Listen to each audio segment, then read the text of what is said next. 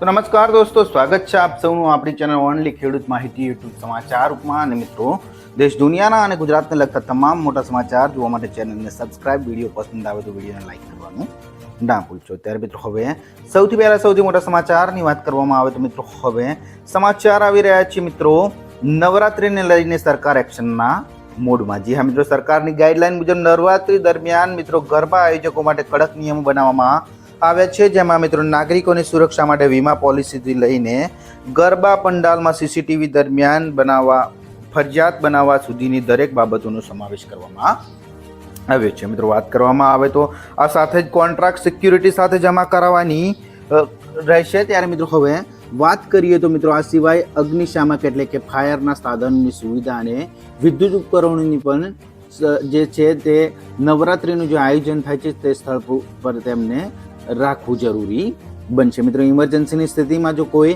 ઘટના બને છે તો તેના માટે એમ્બ્યુલન્સ અને ડોક્ટરોનું પણ હાજર રહેવું પડશે. ત્યારે મિત્રો આ સાથે જ સ્થળ પરના ખાણીપીણીના સ્ટોલ માટે ફૂડ ઇન્સ્પેક્ટરની મંજૂરી લેવી જરૂરી રહેશે. આ નિયમો સાથે મિત્રો નવરાત્રિને મંજૂરી આપવામાં આવી છે. ત્યારબાદ મિત્રો અન્ય મોટા સમાચારની વાત કરવામાં આવે તો મિત્રો હવે ગામડાઓને ભૂપેન્દ્રભાઈ પટેલની મોટી ભેટ એટલે કે મિત્રો વિશિષ્ટ સમાચારની વાત કરવામાં આવે તો મુખ્યમંત્રી ભૂપેન્દ્રભાઈ પટેલ રાજ્યના જિલ્લાઓમાં ગ્રામીણ વિસ્તારોમાં પસાર થતા પંચાયત હસ્તકના રસ્તાઓને રોડ જે છે તેમને કોન્ક્રીટ કરાવવા માટે ગ્રામીણ જન સુવિધા હેતુલક્ષી મહત્વપૂર્ણ નિર્ણય લીધો છે. મિત્રો આ વાત કરવામાં આવે તો પાણી ભરાઈ જવાથી તથા વધુ ટ્રાફિક કારણ થવાથી ડામર રસ્તાની સપાટી વારંવાર ખરાબ થઈ જતી હતી. જ્યાં મિત્રો કોન્ક્રીટ રોડ બનાવવાનો શક્ય નહીં હોય ત્યાં પેવર બ્લોકની કામગીરી કરવામાં આવશે. તો મિત્રો રાજ્યમાં કુલ 1020.15 કિલોમીટર લંબાઈના 987 માર્ગો સુવિધાપથ અન્વયે કોન્ક્રીટ રોડ બનાવવામાં આવશે. એટલે કે મિત્રો ગામડાઓના ખેડૂતો માટે ખૂબ જ મોટા સમાચાર આવી રહ્યા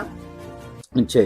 ત્યારબાદ મિત્રો અન્ય મોટા સમાચારની વાત કરવામાં આવે તો મિત્રો હવે સમાચાર આવી રહ્યા છે. મિત્રો અંબાલાલભાઈ પટેલની મોટી આગાહી એટલે કે મિત્રો વાત કરવામાં આવે ઓનલી ખેડૂત માહિતી યુટ્યુબ સમાચારના વિશિષ્ટ અપડેટની તો મિત્રો હવામાન નિષ્ણાત અંબાલાલ પટેલે જણાવ્યું હતું કે 24 સપ્ટેમ્બર આસપાસ બંગાળના ઉપસાગરમાં એક સિસ્ટમ બની રહી છે. તેની અસર ઓરિસ્સા, વિશાખાપટ્ટનમ, આંધ્રપ્રદેશ અને દક્ષિણ મહારાષ્ટ્રના ભાગો અને દક્ષિણ ગુજરાતના ભાગોમાં સક્રિય થશે. એટલે કે મિત્રો દક્ષિણ ગુજરાતમાં ભારેથી અતિભારે વરસાદ થવાની શક્યતા છે. તો મિત્રો 8 થી 10 ઇંચ જેટલો વરસાદ થવાની હાલમાં શક્યતા વ્યક્ત કરવામાં આવી રહી છે.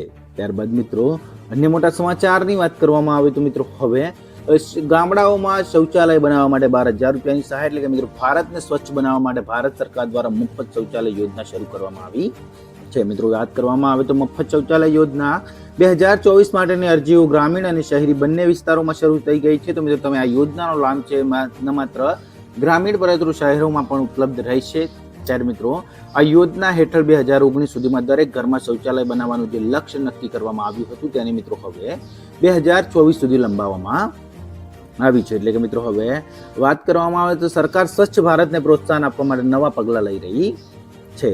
ત્યારબાદ મિત્રો અન્ય મોટા સમાચારની વાત કરવામાં આવે તો મિત્રો હવે અંબાલાલ પટેલ બાદ મિત્રો પરેશભાઈ ગૌસ્વામીની મોટી આગાહી. તો મિત્રો વાત કરવામાં આવે તો હવામાન નિષ્ણાત પરેશભાઈ ગૌસ્વામીએ જણાવ્યું હતું કે ચોમાસાની વિદાય પહેલા રાજ્યના ચોમાસાનો છેલ્લો રાઉન્ડ આવશે તેવી શક્યતાઓ છે. મિત્રો તે સિસ્ટમ બંગાળની ખાડીમાં તૈયાર થઈને ગુજરાત તરફ આવે તેવું એક અનુમાન છે. ત્યારે મિત્રો હાલ દેખાઈ રહેલા ટ્રેક મુજબ જોવા જઈએ તો છત્તીસગઢ, મધ્યપ્રદેશ થઈને ગુજરાત પર આવે તેવી પૂરી શક્યતાઓ પરેશભાઈ ગૌસ્વામીની આગાહી મુજબ રહેશે. તો મિત્રો જો તેમાં ફેરફાર થવાની શક્યતાઓ હાલમાં તો ઓછી લાગી રહી છે. એટલે કે મિત્રો ફરી એકવાર મિત્રો ખેડૂતો માટે કપરા ચડાણ લાગી રહ્યા છે.